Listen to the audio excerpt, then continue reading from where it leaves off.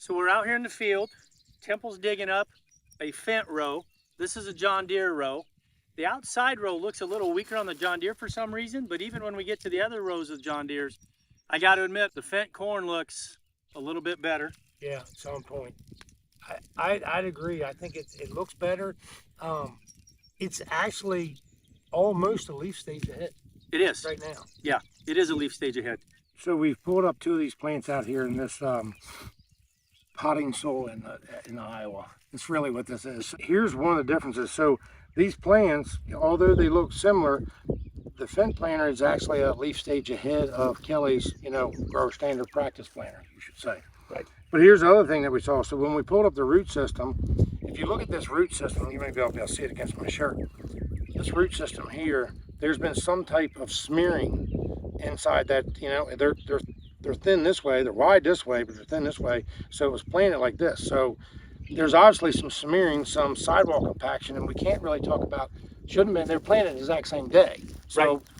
We got the Fendt versus the John Deere same day, and on the Fendt planter, we don't see that. It's the same all the way around. You know what I mean? So there was no sidewall compaction whatsoever. So, when he's telling Kelly that, they're planning on beating your planter, I don't have a doubt that it could very well happen very easily. You're already set up for a great scenario, because every row is so exactly the same by the way that they set their planters up. Every row is exactly the same. Although, if you take in my situation down there and you run the same planters on flat ground, we may never see this difference that Kelly's seeing here. But when in adverse conditions, man, it looks like to me this thing's going to shine, like terribly shine. Fendt planter looks pretty tough. It looks really tough. And as all of us know, we do all kinds of things to get rid of sidewall compaction. Don't try to smear. Don't try to plant in the mud. Sometimes, some cases, we just don't have a choice.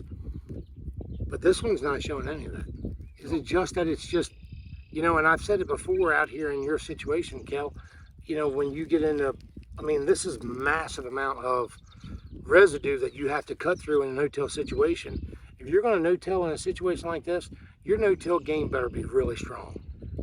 And I think Fendt's got a really strong no-till situation here. The technology on the Fendt planter, it has to do with the Delta Force is the start of it. And we have Delta Force on our John Deere. But the Delta Force technology, of course, they have it on the row unit on the Fendt. And then that Fendt planter is basically 3 20-foot toolbars.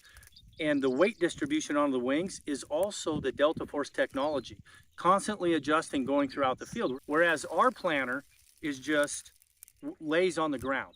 So while you have the Delta Force working, it still doesn't have the weight distribution. So if you're up here on a hill, it's going to be more pressure. Might be more pressure on the downhill side than the uphill side, whereas the Fendt evens it out, okay?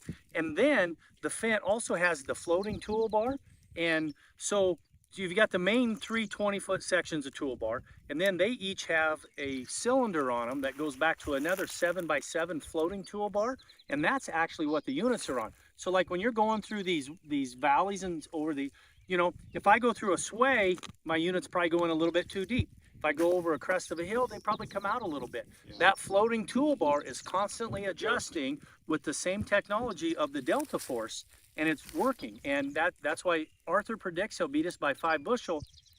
Looking at, he's not off. He might not be off. You can see it. You can see the variation in the soil where your planter is running. You got a new planter. It's got all the bells and whistles on it, and it can't adjust fast enough where this one is. Every row looks exactly the same. You can look up there and you can see the 24 from the Fendt, and then you can see the next 24 from ours, and it looks a little tough right there compared to the Fendt planter. Yeah. It should be worth 5 bushel.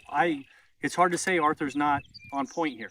And Arthur said the rougher the ground, the more he's going to win. You can see it. I might have to buy Arthur some beer, I guess, is what I'm saying, because that's what the bet is.